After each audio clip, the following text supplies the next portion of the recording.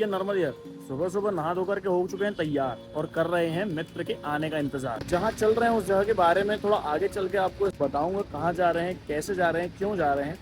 But there हो चुका है तो पहले यहाँ से निकल जाना में हम लोगों का भला है। ठीक है, तो बस दोस्त आ जाए फिर हम लोग निकलते हैं। कौन कौन जा रहा है आगे बताते हैं। ठीक है, तो ये भाई साहब आ चुके हैं और अब हम लोग फाइनली निकल पड़े। अब रास्ता कुछ ऐसा है कि अभी हम लोग यहाँ से जा रहे हैं फुहारे में एक और आदमी है जो इंतजार कर रहा है। हम वहाँ चलते हैं, वहाँ पर भी बताते हैं कौन है, जाना पहचाना लगती जो भी है। तो हम लोग निकल के आ चुके हैं फुहारे से आगे, क्योंकि वहाँ पहुँचने में हो रहा है लेट। और ये जा रहा है नितिन, जिसका हम लोग वहाँ इंतजार कर रहे थे। सुपर मार्केट तक आ चुके हैं, आगे बढ़ रहे हैं धीरे धीरे करके। ठीक है, अब बता देते हैं कि लोकेशन क्या होने वाली है। लोकेशन वही होने वाली है जो पिछले शॉर्ट्स में आप लोग देख चुके हो। जय गणेश जी महाराज की। अब वहाँ चल करके आज आपको माहौल दिखाएंगे, क्योंकि मौसम बहुत अच्छा हुआ पड़ा है आज भाई साहब।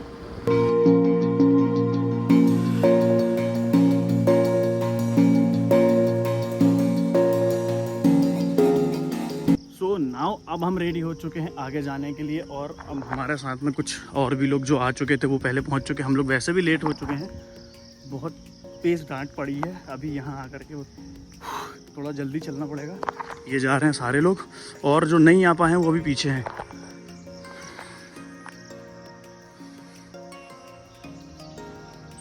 सुबह के 7 बजे थोड़ा सा डांट खाने के बाद ये चीज़ देखने को मिल गई है, अच्छा लगा। आ जाओ अब आगे चलते हैं। तो पिछली बार की तरह हम लोगों को ये ऐसा गाइड मिला है, ये और एक ये। ठीक है, जैसा मैं बताया था, इसमें अब यहाँ से स्टोरी चल रही है। ऐसा कुछ रोड है, बिना हेलमेट यहाँ एंट्री बिल्कुल नहीं है। पहली चीज़ तो ये सबसे ज़रूरी जान लो। तो ये है हेरिटेज वॉक। ठीक है, हेरिटेज वॉक जो इंडियन आर्मी द्वारा ऑर्गेनाइज की जा रही है फॉर सिविलियंस।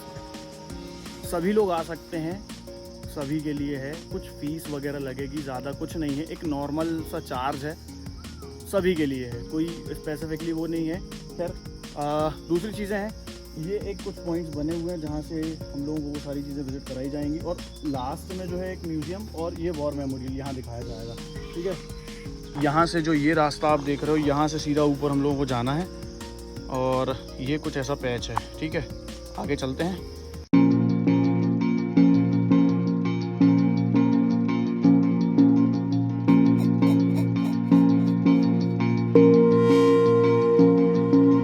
ये जंगल का पूरा इलाका जो आप देख रहे हो, ये है सीता पहाड़ी। ये देखो, ये लिखा है सीता पहाड़ी। Now let's go. थक जाने वालों के लिए ये थोड़ी सी ऐसी कुर्सियाँ बनाई गई हैं। मज़ा तो पूरा आ रहा है भाई, नेचर के बीच में है, बहुत अच्छा है माहौल, सीन दोनों ही।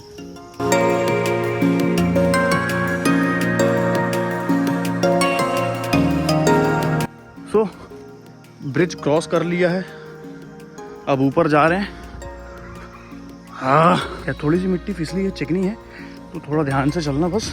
बाकी तो सारी चीज़ें अच्छा है, अरेंजमेंट्स काफ़ी अच्छे हैं। ये जो है ऊपर, ये पॉइंट नंबर 2 है। ठीक है, देखो सीन, देखो सीन।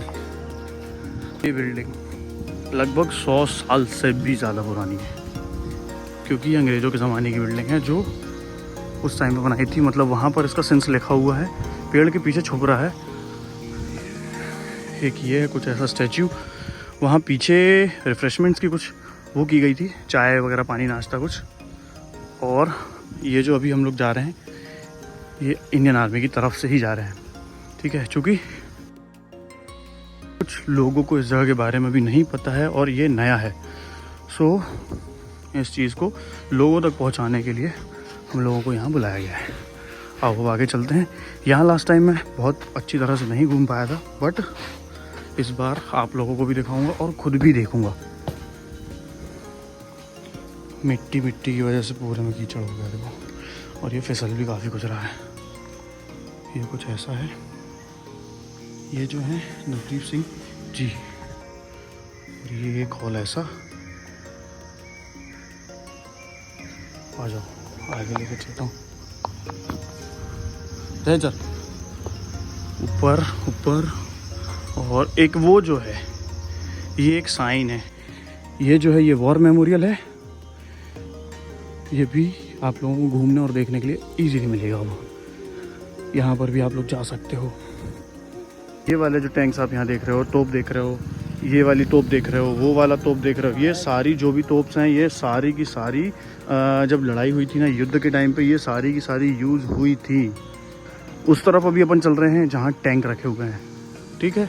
ये लैब है, ऐसा कुछ बहुत सारा एरिया है जो आप लोगों को ईजिली यहाँ पर देखने मिलेगा। और सर लोग खुद ब्रीफ करेंगे उस चीज़ को लेकर के, दिखाएंगे, बताएंगे, समझाएंगे कि भाई कौन सी चीज़ कब की है, कौन सी चीज़ कब की है।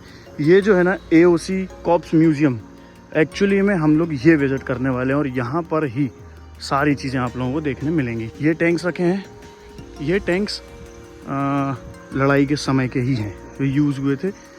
पीछे वाले एरिया में व्हीकल्स के इंजन और वो सारी चीज़ें रखी हैं, अगर देख पा रहे हो वो पीछे उस साइड पे, ये वहाँ पर ये सारे इंजन रखे हुए हैं, ये रखे, ये टैंक रखा है। भाई ये तो मेरी पर्सनल चॉइस है यार। मतलब हम लोग लास्ट जब इधर अंदर तक बैठ करके देखा था, मतलब बैठ कर नहीं, ऐसा लिटरली टच किया था। अभी अपन लोग चल रहे हैं यहाँ म्यूज़ियम, तो ज़्यादा समय वहाँ ख़राब नहीं कर रहे हैं, सीधा पहले म्यूज़ियम चलते हैं, म्यूज़ियम से देखते हैं, म्यूज़ियम से निकलने के बाद में फिर यहाँ पर इन सारी चीज़ों के बारे में बात करेंगे, ठीक है। दूसरी चीज़, आप लोगों के पास में जो गाइड है, उस गाइड में कुछ समझ में नहीं आ रहा है, तो जो ये बोर्ड्स लगे हुए हैं ना रेड कलर में, ये ऐसे बोर्ड्स में आपको सारी इन्फॉर्मेशन इन चीज़ों की मिल जाएगी, जो भी चीज़ें आप अभी तक देख रहे हो, है ना। तो काफ़ी इजी पड़ेगा। ये देखो, ये लिखा है बोर्ड पे, अंदर भी म्यूज़ियम के ऐसा ही है, हर चीज़ के बाहर सारी चीज़ें लिखी हुई हैं, सब कुछ बताया गया है। आगे भी चलेंगे लेकिन वहाँ का ठीक है, चलो। तो मेरे पीछे ये जो आप देख रहे हो, ये वो जगह है जहाँ आने के लिए आज हम सुबह 6 बजे, सॉरी 5:30 बजे से जाग रहे हैं। इवन मैं तो पूरी रात सोया भी नहीं हूँ, क्योंकि सुबह रात में अगर सो जाता तो सुबह मेरी नींद नहीं खुलती, ठीक है। तो लीव इट यार, ये ज़रूरी है, नींद नहीं, ठीक है, चलो। तो ऐसा कुछ माहौल है कि ये जो है म्यूज़ियम नज़ारा यहाँ का अभी फ़िलहाल में है, ये आप देख सकते हो।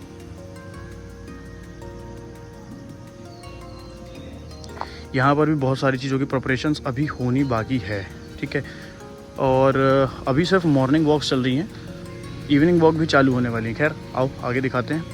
यहाँ पर इस म्यूज़ियम के एस्टेब्लिशिंग डेट लिखी हुई है, ये लिखा हुआ है कब बना था, कौन थे, किसने बनाया था पहले, वो सारी चीज़ें, तो सब कुछ यहाँ दिया हुआ है। और एक ये तोप यहाँ रखी हुई है छोटी सी, इसको घर ले जाने के लिए नहीं है, ये कुछ ऐसा है। यहाँ भी है, यहाँ भी है, यहाँ भी है, ठीक है।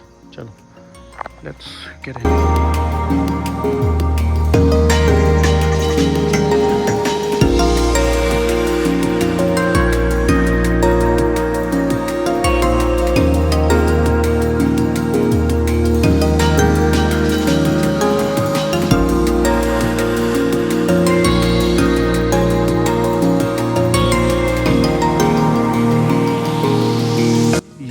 आप सामने देख रहे हो, ये कश्मीर के आखिरी शासक जिनको बोला जाता है, उनकी बग्घी है, ठीक है। और बग्घी भाई आज भी उस कंडीशन में रखी हुई है जैसे उस टाइम चलती थी, देख सकते हो। ये है लैंप, ये उनकी गन रखी हुई है, ऐसा उनका घोड़ा था। और ये कुछ डॉक्यूमेंट्स हैं जो हमारी आज़ादी से रिलेटेड हैं, मतलब 15 अगस्त 1947 से जुड़े हुए, ठीक है। ये प्लस ये जो 2005 में अर्थक्वेक आया था, ये उससे जुड़ा हुआ कुछ है, जिसमें इंडिया ने पाकिस्तान को कुछ चीज़ें भेजी थी। ये जो है ये मदर टेरेसा जी की ओरिजिनल हैंड राइटिंग, ये देख सकते हो, ये लिखा हुआ है डियर जनरल वर्मा, है ना, ठीक है, ईयरली सर्टिफाइड। और ये रही हमारी Mother Teresa conveying her good wishes and blessing for all personal of the corps to late general and Mrs Surendra Verma. Okay, ये जो रूम आप देख रहे हो, यहाँ पर हमारा सारा असला बारूद रखा हुआ है, बहुत सारी बंदूकें हैं, देख सकते हो। जो है अंदर बहुत सारी सी किताबें रखी हुई है जो ईस्ट इंडिया कंपनी से रिलेटेड हैं। कुछ बुक्स ऐसी हैं जो डॉक्यूमेंटेशंस वाली सारी हैं।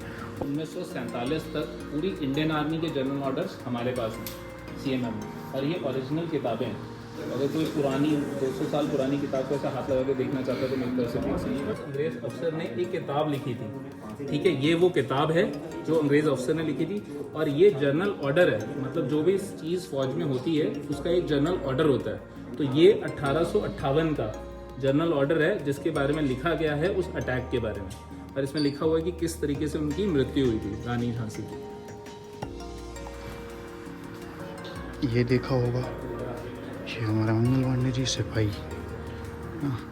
ये जो चार्ट है ये एक सैलरी चार्ट हुआ करता था, इतनी सैलरी मिलती थी ऐसा। ये उनके जनरल ऑर्डर्स। फोटोग्राफ्स हैं हमारे जब 50 साल पूरे हुए थे, और इस साल military college of materials management जो CMM है वो 100 साल पूरे कर रहा है अपने, ठीक है। ये वैसे 50 साल की फोटोग्राफ्स हैं, जब 50 साल पूरे हुए थे तो जो फंक्शन हुए थे। उसके साथ ही ये इंडियन नेशनल आर्मी सुना है हम सब ने जी, तो ये एक डोजियर है, एक उस जवान का जिस जवान ने पहले ब्रिटिश आर्मी ज्वाइन की, फिर वो एक युद्धबंदी बन गया। युद्धबंदी बनने के बाद उसने इंडियन नेशनल को वापस पेंशन दी गई थी, और उसके जो ब्यौरा है वो इस कागज़ पे लिखा गया। ये एक सिपाही खुशी राम जी थे जो अमृतसर में भर्ती हुए थे, उनकी सर्विस ड्यूटी, उनको मिलिट्री क्रॉस मिला था। ये उनकी ओरिजिनल फोटोग्राफ है, ये उनका अप्रिसिएशन लेटर है, और ये उनका ओरिजिनल आई कार्ड है यहाँ पे जो रखा है। और ये करेंसी नोट्स हैं जो उस लड़ाई के बाद जापानीज सोल्जर्स से हमने रिकवर किए।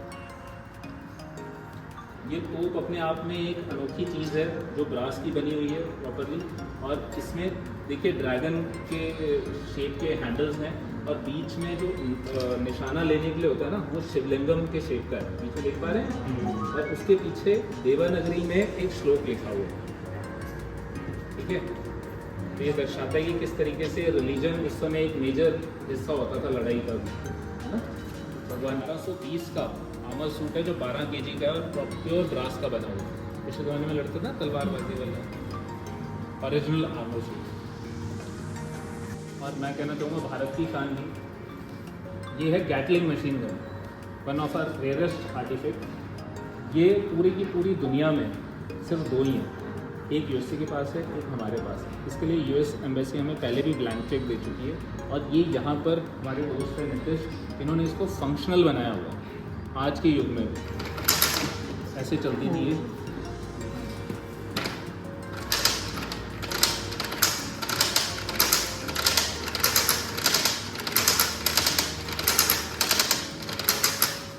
रिकॉइल को एक धक्का माना जाता था, एक फ्यूटाइल एनर्जी मानी जाती थी। ये सोचता था इंसान कि रिकॉइल का मतलब है कि मेरे को चोट लग रही है, बट इन्होंने समझा फिजिक्स का लॉ कि every action has equal and opposite reaction. तो जो रिकॉइल है उससे वापस गन रिलोड भी तो हो सकती है, तो इसलिए उसको ऑटो ऑपरेशन कहते हैं कि बुलेट आगे को जाएगी, मूविंग पार्ट्स पीछे आएंगे, और उससे दूसरी गोली इसमें वापस लोड हो जाएगी और गन ऑटोमेटिकली चलती है, ठीक है। इन्होंने इसका इजाद किया था, और इन्होंने एक मशीन गन बनाई जिसका नाम था मैक्सिमम।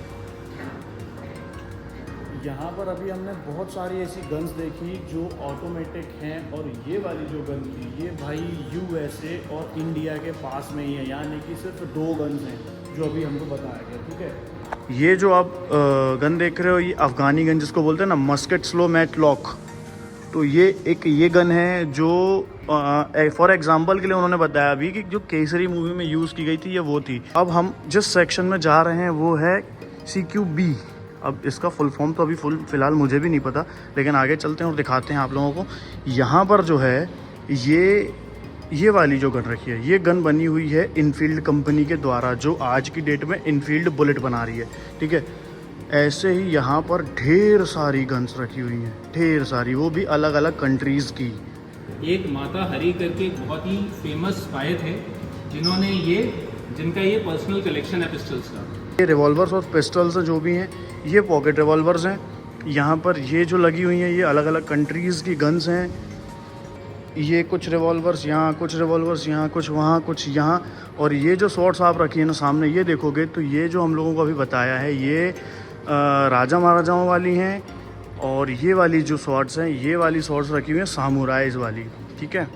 कुछ गन्स यहाँ हैं, कुछ गन्स वहाँ पर हैं, और ये वाला जो सेक्शन है, ये सेक्शन आप जो देख रहे हो, ये वाले सेक्शन में रखा हुआ है अपना पूरा क्या, जिसको अपन फ्लेयर गन्स बोलते हैं। ये पूरी फ्लेयर गन्स है सारी, यहाँ पर सारी फ्लेयर गन्स है। खैर एक ये अब ये जो पूरा हॉल देख रहे हो गन्स से भरा हुआ, ये भी सारी अलग अलग कंट्रीज़ की ही गन है। ऐसा वो दिखाने की कोशिश की गई है इस जगह पर, ये म्यूज़ियम के अंदर, कि किस तरह से अपग्रेडेड होते चले गए हैं। ठीक है, ये सारी मशीन गन्स हैं, सारी की सारी मशीन गन्स हैं। एक एवोल्यूशन था, कैसे था, कैसा चला, ये देखो। राइफल, ये सारी गन्स, ढेर सारा है भाई। आओ यार, मज़ा आ जाएगा। लेकिन अभी टाइमिंग जो बता दी गई है, वो टाइमिंग बताई गई है ट्यूसडे, थर्सडे और संडे। ठीक है, तो संडे को मॉर्निंग में और बाकी दोनों दिन इवनिंग का टाइम रखा गया है। गन्स देखो, फ्लेम थ्रोअर, ये असली चीज़ है। ये तराजू, ये गन्स, ये तराजू। ये विंटेज की प्रिंटिंग मशीन जो कोलंबिया ने डिजाइन की है, इसको एक क्लाइमर एंड मिक्सिंग करके कंपनी ने जिसने बनाया था 1844 में। इस कंपनी ने प्रिंटिंग मशीन बनानी बंद कर दी 1870 में, परंतु ये प्रिंटिंग मशीन 1990 में एक शेर देखा और क्या क्या करना चाहिए शेर देखो। Look at his hand writing. उस पर एक इंक लगाएंगे और हमने ड्राफ्ट सेट कर रखा है और उसके ऊपर एक पेपर रख दिया जाएगा। इस पे पेपर रखने के पश्चात इसको, ये लेदर का है, इसको कवर को बंद किया जाएगा और इसको इसके अंदर डिटेल दिया जाएगा ताकि इस पे वेट रहे। ये भी प्रिंटिंग चल रही है, प्रिंट होकर के अब ये पेपर बाहर आएगा।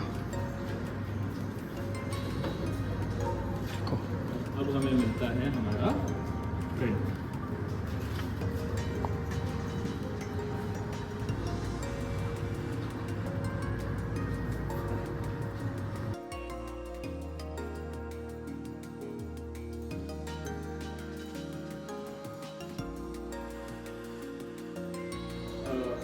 में सरेंडर करके इंडिया आए थे। पाकिस्तान जाने से पहले उनको यहाँ पर CMM में इस ब्लॉक में रखा गया था, इसका नाम है विजेंता ब्लॉक। ठीक है, उस समय ये कुछ ऐसा नज़र आता था। ठीक है, और उनका जनरल न्याजी का अपना पर्सनल पिस्टल जो भी IMA में है, वो भी यहाँ से IMA भेजा गया था। ठीक है, और ये 8 पाकिस्तानी जनरल हैं जो यहाँ पर थे। पता था तुमको? अपना वजन इसके अंदर लिखा करते थे। तो इसके अंदर कुछ कुछ मेजर, ये 1835 से हमने मेंटेन कर रखी है। तो कुछ कुछ जो मेजर लोग जिन्होंने यहाँ विज़िट किया है, जैसे बेगम ऑफ भोपाल, उनका वजन, उनके हैंड राइटिंग यहाँ पे लिखी हुई है। ठीक है, उसके बाद में कुछ वहाँ पीछे भी लिखे हुए हैं ब्रिटिश ऑफिसर्स। तो ये ओरिजिनल हैंड राइटिंग्स हैं उन लोगों उस समय। तो नाउ अब हम म्यूजियम से तो बाहर आ गए। और आयुष, कैसा रहा तुम्हारा म्यूजियम का एक्सपीरियंस? तुम क्या बोलोगे बिट्टू? मैं लेके आया भाई, कैसी बात करते हो यार तुम यार। मैं क्यों लेके आया? तू आया तो मेरे को लेके आया भाई। सुबह 6 बजे तो पहले तूने नींद खोली मेरी, 5:30 मैंने बिट्टू को लगाया, बिट्टू ने फिर आप लोगों को लगाया भाई। कहते 10 कौन मारे होंगे जब जाके कोटा है। अभी तुम 10 लगाया, कहाँ जाना था? 15 मिस कॉल, 15 नहीं 25। तो मजाक मस्ती वाली बातें चलती रहती हैं। अब आगे की कहानी कुछ ऐसी है कि अब हम लोग चल रहे हैं उस जगह पर जो अगर परमिशन मिलेगी तो शो करेंगे, अदरवाइज़ नहीं करेंगे। क्या म्यूज़ियम का मज़ा लो, म्यूज़ियम पूरा मज़ेदार है भाई। देखो, सुनो, जानो, बहुत कुछ ऐसा है जो देखने मिलेगा, समझने मिलेगा, पढ़ने मिलेगा। और अब हम चल रहे हैं यहाँ पर।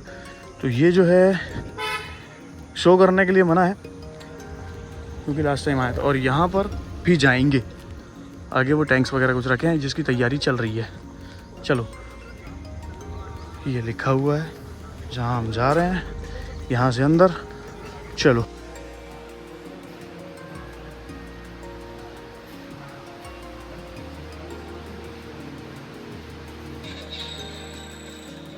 आज सबसे ज्यादा खतरा केमिकल, बायोलॉजिकल, रेडियोलॉजिकल और न्यूक्लियर वेपन से है, जिन्हें कहते हैं CBRN। इनसे निपटने के लिए भारतीय सेना की कोर ऑफ इंजीनियर्स की स्पेशलिस्ट रिस्पांस यूनिट्स को मैदान में उतरना पड़ता है, जो कैसे खतरनाक और कंटेमिनेटेड एनवायरनमेंट्स में ऑपरेट करने के लिए ट्रेन है। आप हाई एल्टीट्यूड एरिया में जाओगे, मतलब कारगिल और उससे ऊपर द्रास वगैरह लेह लद्दाख ग्लेशियर बोलते हैं इसको, तो उसमें आप नॉर्मल कपड़ों में सर्वाइव नहीं कर सकते, मतलब -30 -40 तक टेम्परेचर जाता है। तो ये जितना क्लोथिंग है स्पेशल क्लोथिंग है, ये वहाँ पे प्राइस होता है 12,000 एंड और फिर दूसरी लेवल होता है। तो फाइनली हमारी हेरिटेज वॉक हो चुकी है ख़त्म, ठीक है। तो अभी तक जो जानकारी थी वो सारी चीज़ें आपको बता दी हैं, और जो नहीं बताई हैं वो डिस्क्रिप्शन में डाल दूंगा, प्लस साथ में जो कॉन्टैक्ट नंबर दूंगा उस नंबर से आप रजिस्ट्रेशन करके यहाँ आ सकते हो। टाइमिंग, डेज और फ़ी, ये 3 चीज़ें ध्यान रखना है। और रजिस्ट्रेशन के साथ में आपको लाइसेंस प्लस हेलमेट, सॉरी एक वैलिड आईडी कार्ड चाहिए, है। वैलिड आईडी प्रूफ चाहिए कोई, ऐसे देख के बताओ कभी चाहिए। वैलिड आईडी प्रूफ चाहिए कोई सा। हाँ, और हेलमेट कौन बता है? हेलमेट भी लगाना है हाँ। आपको, और